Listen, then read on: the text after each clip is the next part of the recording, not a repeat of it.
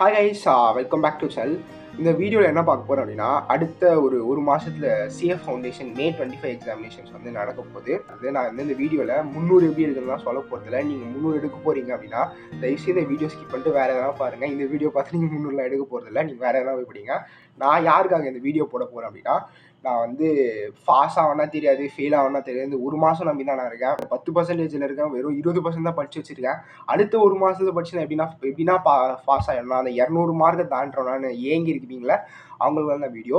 அடுத்த ஒரு மாதம் நான் சொல்கிற மாதிரி நீங்கள் யூட்டிலைஸ் பண்ணிங்கன்னா கண்டிப்பாக நீங்கள் வந்து 200 மார்க் கண்டிப்பாக எடுப்பீங்க. 200 மார்க் மேலே எடுப்பீங்க. 200லேருந்து 250 இது ரேஞ்சுக்குள்ளே நீங்கள் எடுக்கிறதுக்கு நிறைய வாய்ப்பு இருக்குது. பட் நீங்கள் ரொம்ப சின்சியராக நான் சொல்கிறத ஃபாலோ பண்ணால் மட்டும் தான் நீங்கள் வந்து அந்த 200 அப்படின்ற தெய்வீக மார்க்கை வந்து நீங்கள் தாண்ட முடியும். ஏப்ரலில் இருக்க அந்த அடுத்த 30 நாள் வந்து நான் வந்து ஃபஸ்ட்டு 10 டேஸ்னோ நெக்ஸ்ட் 20 டேஸ் அப்படின்னு நான் பிரிச்சுக்கிறேன்.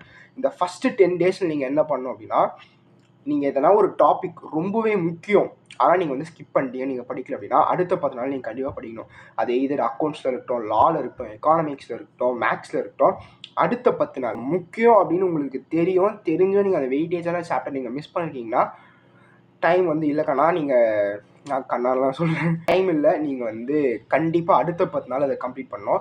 நீங்கள் கம்ப்ளீட் பண்ணலனாலும் பரவாயில்ல, நீங்கள் எதனா ஒன்று தெரிஞ்சுக்கோங்க. அந்த 10 நாள் நீங்கள் அதை பற்றி ஒரு பேசிக் ஒரு 50% தெரிஞ்சுக்கோங்க. ரொம்ப அது முக்கியம். அக்கௌண்ட்ஸ் வந்து பார்ட்னர்ஷிப் அக்கௌண்ட்ஸாக இருக்கலாம், கம்பெனி அக்கௌண்ட்ஸாக இருக்கலாம், என்பிஓவாக இருக்கலாம், ரெக்டிஃபிகேஷன் ஆஃப் எரராக இருக்கலாம்.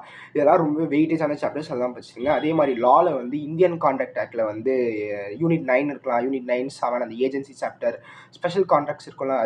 அதே மாதிரி கம்பெனி அக்கௌண்ட்ஸ், கம்பெனி ஆக்டாக இருக்கலாம், நெகோஷியபிள் இன்ஸ்ட்ருமெண்ட்ஸ் ஆக்டாக இருக்கலாம். கண்டிப்பாக அதை படிச்சு வைங்க. எதெல்லாம் பண்ணி நீங்கள் அதெல்லாம் கம்ப்ளீட் பண்ணி படிச்சே ஆகணும். அதுவும் எனக்கு 10 நாள் தான் இருக்குது, எதுவுமே படிக்க முடியல அப்படிலாம் நினைக்காதீங்க. உங்களுக்கு முடிஞ்ச அளவுக்கு படிங்க. அடுத்த 10 நாளில் வந்து ஒரு 3 நாள் அக்கௌண்ட்ஸ் கொடுத்துங்க, 2 நாள் வந்து பிஸ்னஸ் மேக்ஸ் கொடுத்துங்க, லாக் வந்து ஒரு 3 நாள் ஒத்துக்குங்க. அதே மாதிரி எக்கானமிக்ஸ் ஒரு 2 நாள் ஒத்துக்குங்க. 10 நாள் ஆயிடுச்சு. ஸோ நீங்கள் வந்து தியரி பேப்பர்ஸ்லாம் 3 நாளும், பபுள் பண்ணுற பேப்பர்ஸ்லாம் வந்து 2 நாளாக நீங்கள் பிரிச்சுக்கிட்டிங்கன்னா உங்களுக்கு வந்து ரொம்ப யூஸ்ஃபுல்லாக இருக்கும். அந்த 3 நாளை நீங்கள் கம்ப்ளீட் பண்ணாலும் கவலைப்படாதீங்க. உங்களால் முடிஞ்ச 100% கொடுங்க. 100லேருந்து 200% கொடுங்க. அது மீறி உங்களால் கம்ப்ளீட் பண்ண முடியலன்னா லீவ் இட். ஃபர்ஸ்ட் 10 டேஸ் வந்து நம்ம என்ன பண்ணுறது அப்படின்னு பார்த்துட்டோம். இப்போ அடுத்த 20 நாள், அடுத்த 20 டேஸ் என்ன பண்ணுறது அப்படின்னு தான் பார்க்க போகிறோம். அடுத்த வர 20 நாள் வந்து ரொம்ப முக்கியமான நாள். இந்த 10 டேஸ் நீங்கள் படித்து முடிச்சதுக்கப்புறம் இந்த 20 நாளை நீங்கள் பண்ண போகிறது தான் வந்து ரொம்பவே இம்பார்ட்டண்ட். இதை டிபெண்ட் பண்ணி இந்த 20 நாளில் நீங்கள் பண்ணுறது பொறுத்து தான் உங்கள் மார்க் வந்து அதில் பிரதிபலிக்கும். நீங்கள் இதர் பாஸ் ஆர் ஃபெயில் வந்து அதில் காட்டும். அடுத்த ஒரு 20 நாளில் நான் வந்து உங்களுக்கு என்ன சஜஸ்ட் பண்ணுவேன் அப்படின்னா, ஒரு 3 டேஸ், ஒரு 3 நாளுக்கு ஒரு நீங்கள் எதனா ஒரு எக்ஸாம் எழுதணும். எக்ஸாம் மீன்ஸ் நீங்கள் ஒரு மாடல் டெஸ்ட் பேப்பர் எடுத்து நீங்களே வந்து உங்களை செல்ஃப் டெஸ்ட் பண்ணணும். எய்தர் உங்களால் வந்து அந்த 3 மணி நேரத்தில் உங்களை எக்ஸாம் வந்து முடிக்க முடியுதா, இல்லை நீங்கள் எந்த இடத்துல லேக் ஆகுறீங்க அப்படின்னு நீங்களே வந்து உங்களை செல்ஃப் ரியலைசேஷன் பண்ணணும். இந்த டாபிக்ஸில் நம்ம வீக்காக இருக்கோம், இதை நம்ம நிறைய ஸ்ட்ராங் பண்ணணும், நம்ம இந்த டாபிக் ரொம்பவே நல்லா தெரியும்னு நினச்சோம், பட் இதில் லேக் ஆகும் அப்படின்றத நீங்கள் இந்த டெஸ்ட் எழுதும் போது உங்களுக்கு வந்து எல்லாமே வந்து கெட்ட வெளிச்சத்துக்கு வரும். இந்த 3 நாளைக்கு ஒரு தடவை எதனா ஒரு மாடல் டெஸ்ட் பேப்பர், இல்லை ஒரு ப்ரீவியஸ் இயர் கொஸ்டின் பேப்பர், இல்லை போன கொஸ்டின் பேப்பரில் எடுத்து கண்டிப்பாக டெஸ்ட் பண்ணி எழுதி பாருங்கள். நீங்கள் எழுத போகிற எக்ஸாம் வந்து 2 to 5 இந்த மத்தியான நேரத்தில் எழுதுறது ரொம்பவே வந்து ரெக்கமெண்டபிள். ஏன்னா நீங்கள் அந்த நேரத்தில் எழுதிங்க அப்படின்னா எக்ஸாம் நீங்கள் வந்து அஃபிஷியலாக நீங்கள் மே 25 எக்ஸாமினேஷன் எழுதும் போது உங்களுக்கு வந்து புதுசாக ஃபீல் ஆகாது. அந்த இடம் வேணால் புதுசாக இருக்கலாமே தவிர அந்த 2 to 5 அப்படிங்கிறது உங்களுக்கு பழக்கப்பட்டதாக இருக்கும். ரொம்பவே உங்களுக்கு ஈஸியாக இருக்கும். உங்கள் பாடி வந்து அந்த டைமுக்கு வந்து அடாப்ட் ஆகிடும். நீங்கள் வீட்டில் எழுத போகிறீங்க அப்படின்னா அந்த 3 hours அப்படின்றத 2 hours 45 minutes இல்லை 2.5 hours வச்சு நீங்கள் எழுதுறது ரொம்பவே ரெக்கமெண்டபிள். 3 ஹவர்ஸ்க்கு அங்கே நீங்கள் 3 ஹவர்ஸ்க்கு எழுதுங்க, பட் வீட்டில் எழுதும் போது நீங்கள் 3 ஹவர்ஸ்க்கு எக்ஸாம் எழுதுவீங்க. வெறும் 2.5 மணி நேரத்துலேருந்து 2.45 நிமிஷம் அது வரைக்கும் மட்டும் எழுதுங்க. ஏன்னா அங்கே வந்து டிஃப்ரெண்ட் சர்க்கம்ஸ்டன்சஸ், அங்கே ஒரு வேளை கொஷின் பேப்பர் வந்து லேட்டாக தரலாம், இல்லை அன்அவாய்டபிள் சர்க்கம்ஸ்டன்ஸ்லாம் அங்கே நடக்கலாம். பட் அது வந்து நம்ம டேக்கிள் பண்ணுற விதமாக நம்ம இங்கேயே வந்து ப்ராக்டிஸ் பண்ணிட்டோம் அப்படின்னா அது நம்மளுக்கு புதுசாக இருக்காது, நம்மளுக்கு டென்ஷன் ஆகாது. ஓகே, நம்ம இதிலே எழுதிட்டோம், அதில் எழுதிடலாம் அப்படின்னு வந்து உங்களுக்கு ஒரு செல்ஃப் ரிலாக்ஸேஷன் இருக்கும். ஸோ நம்ம எப்போவுமே வந்து வேர்ஸ்ட் சுச்சுவேஷன் நம்ம வந்து அடாப்ட் ஆகிட்டோம், நம்ம வந்து ரியலைஸ் பண்ணிட்டோம், இதுதான் நடக்குது, அதிகபட்சமாக இதான் நடக்கும் அப்படின்னு நீங்கள் வந்து மனசில் தேத்திட்டீங்க அப்படின்னா அதுக்கு மேலே என்ன நடந்தாலும் உங்களுக்கு வந்து ஒரு போனஸாக தான் இருக்கும்.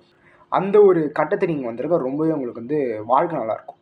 லா பொறுத்த வரைக்கும் நீங்கள் வந்து நிறைய எழுதி பார்க்கணும், டெய்லி ரிவைஸ் பண்ணணும். என்னை பொறுத்த வரைக்கும் அந்த ஃபஸ்ட்டு 10 டேஸில் நீங்கள் டாபிக்ஸ் படிக்கிறீங்க, அடுத்த 20 நாளில் டெய்லியும் 2 hours லா வந்து ரிவைஸ் பண்ணுறதுக்காகவே நீங்கள் ஒதுக்கணும். அண்ட் எக்ஸாம் எழுதுறதுக்கு 3 தடவை ஒரு நாள் எக்ஸாம் எழுதணும். அது கண்டிப்பாக நீங்கள் லா கண்டிப்பாக எது எழுதுறீங்களோ இல்லையோ லா வந்து கண்டிப்பாக நீங்கள் எழுதியே ஆகணும். என்னோட சர்டிஃபிகேட் காப்பிலாம் போட்டிருக்கேன். கொஞ்சம் சும்மா ஒரு கிளான்ஸ்க்கு பாருங்கள், ரொம்ப ஹெல்ப்ஃபுல்லாக இருக்கும். உங்களுக்கு ரொம்பவே தெரிஞ்ச சாப்டராகவே இருக்கட்டும். அதை வந்து ஒன்ஸ் வந்து நீங்கள் டெய்லியும் ரிவைஸ் பண்ணுங்கள். இப்போ நெகோஷியபிள் இன்ஸ்ட்ருமெண்ட்ஸ் ஆக்ட்லாம் பார்த்தீங்கன்னா கொஞ்சம் பெருசாக இருக்க மாதிரி இருக்கும். பட் நீங்கள் டெய்லியும் ரிவைஸ் பண்ண நான் வந்து எந்த மாதிரி டியூன் ஆகிடும் அப்படின்னு பார்த்தீங்கன்னா, எனக்கு வந்து negotiable instruments acts, companies act, அதுக்கப்புறம் வந்து இந்த IRF, பார்ட்னர்ஷிப் ஆக்ட், இந்த 4 ஆக்ட்ஸும் வந்து என்னால் 2 மணி நேரத்தில் ஃபுல்லாக ரிவைஸ் பண்ணுற அளவுக்கு நான் வந்து வந்துட்டேன்.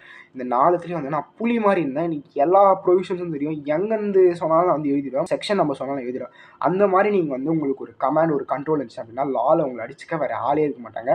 ஏப்ரல் மாதத்தில் இதான். இந்த ஏப்ரல் மாதம் ஃபுல்லாக ஃபஸ்ட்டு 10 நாள் வந்து தெரியாத சாப்டர்லாம் வந்து நம்ம படிக்கிறது, அடுத்த 20 நாள் வந்து எக்ஸாம் எழுதுறது, நம்ம மாடல் டெஸ்ட் எழுதுறது, நம்ம வந்து கரெக்ஷன் பண்ணோம்.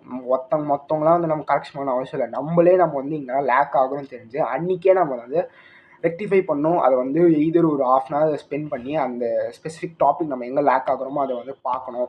இப்படிலாம் பண்ணிங்க அப்படின்னா எக்ஸாமில் நீங்கள் எந்த தப்புமே பண்ண மாட்டீங்க. இங்கே உங்களால் எவ்வளோ தப்பு பண்ண முடியுதோ அவ்வளோ தப்பு பண்ணுங்கள். வீட்டில் நீங்கள் வந்து இங்கே ஃபுல்லாக கரெக்டாக நம்ம வந்து பெருசாக இருக்கணும்னு நினைக்காதீங்க. உங்களால் எவ்வளோ தப்பு பண்ண முடியுமோ எல்லா தப்புமே பண்ணுங்கள். உங்களுக்கு வந்து கான்ஃபிடென்ட் வர வைக்கிற மாதிரி நான் என்னுடைய பர்சனல் எக்ஸ்பீரியன்ஸ் ஷேர் பண்ணுறேன். நான் எழுதின டெஸ்ட்டில் ஒரே ஒரு டெஸ்ட்க்கும் நான் பர்ஃபெக்டாக எழுதுனது கிடையாது. வீட்டில் எழுதும்போது நானே தான் எழுதுவேன், நானே தான் கரெக்ட் பண்ணுவேன். ஒரே ஒரு டெஸ்ட்டு கூட நான் வந்து பர்ஃபெக்டாக எழுதுனது கிடையாது.